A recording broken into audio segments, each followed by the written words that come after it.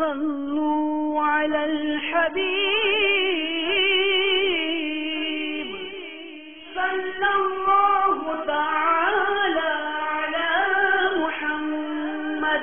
28 ذوالحجۃ الحرام عرس مبارک حضرت علامہ ابن حجر عسقلانی رحمۃ اللہ تعالی علیہ اور شہاب الثاقب حجت الاسلام حافظ شہاب الدین ابو الفضل احمد بن حجر عسقلانی رحمۃ اللہ تعالی علیہ کی ولادت باسعادت 23 شعبان المعظم 773 سنہ ہجری کو مصر میں ہوئی.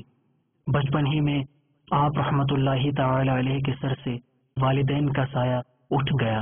حالت یتیمی میں اپنے والد کے وسیع کے زیر سایہ تربیت و پرورش پائی اور اپنی تعلیم کا آغاز کیا.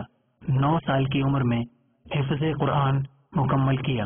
شوق حدیث نے آپ کو اطراف و امصار جانے پر مجبور کیا. آپ نے وطن سے نکل کر دوسرے شہروں میں جلیل القدر محدثین سے استفادہ کرتے ہوئے حافظ زین الدین عراقی کی صحبت میں رہ کر اجازت حدیث حاصل کی. آپ رحمۃ اللہ تعالی علیہ نے پوری زندگی درس و تدریس اور تصنیف و تالیف میں صرف کر دی.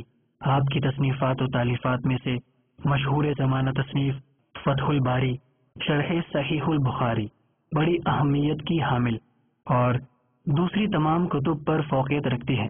حجت الاسلام حافظ شہاب الدین ابو الفضل احمد بن حجر عسقلانی رحمۃ اللہ تعالی علیہ نے 28 ذوالحجۃ الحرام 852 سنہ ہجری کو قاہرہ مصر میں وصال فرمایا اور آپ کا مزار مبارک قرافہ صغرا میں ہے.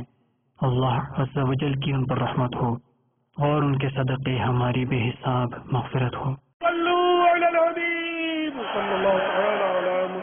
مجھے اپنی اور ساری دنیا کے لوگوں کی اصلاح کی کوشش کرنی ہے.